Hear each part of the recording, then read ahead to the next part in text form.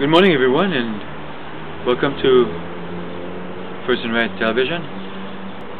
Today, as on the same day last year, we commemorated the deplorable anniversary of David Ayre's slaying of 331 Canadians and guests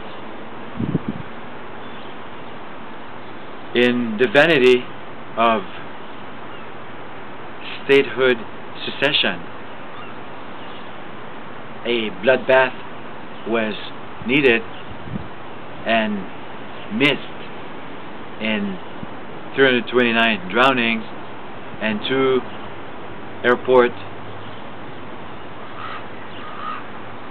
fatalities in the baggage handling department. Very sad, very deplorable. And how 27 years later does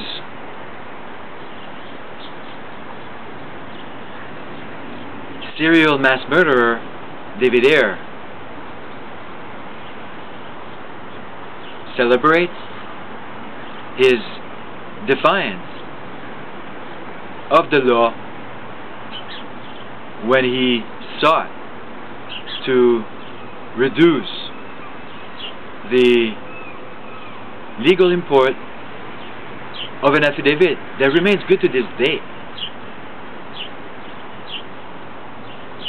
So David Ayre could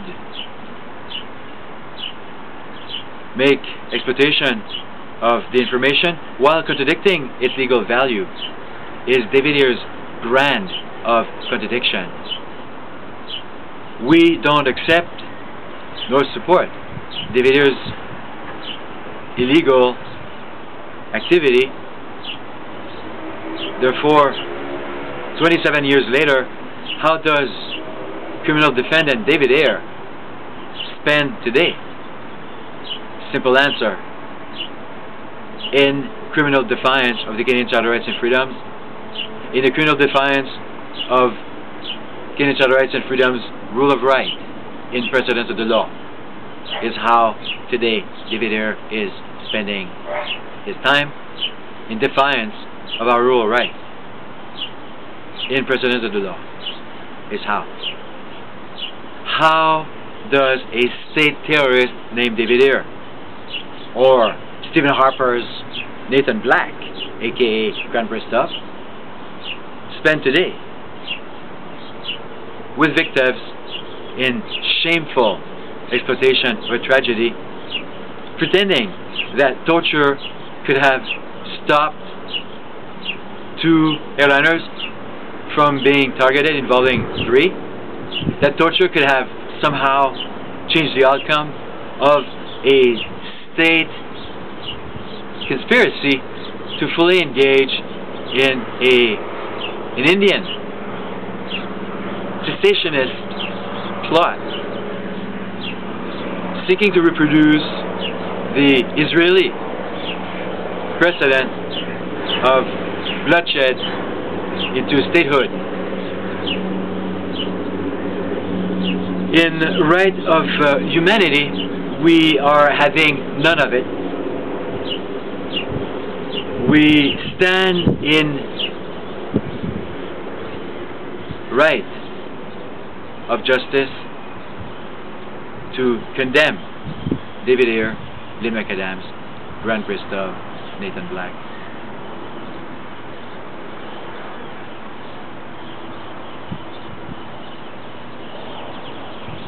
How does a state terrorist today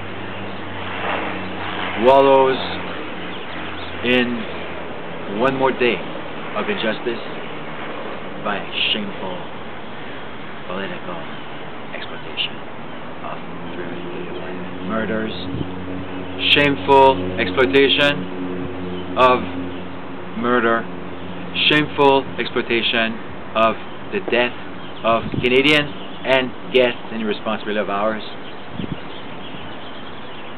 friends of Stephen Harper, all wallowing in shameful exploitation of death and mayhem today, June the 23rd, 2012. 27 years later, a state agency wrongfully construed as a security and intelligence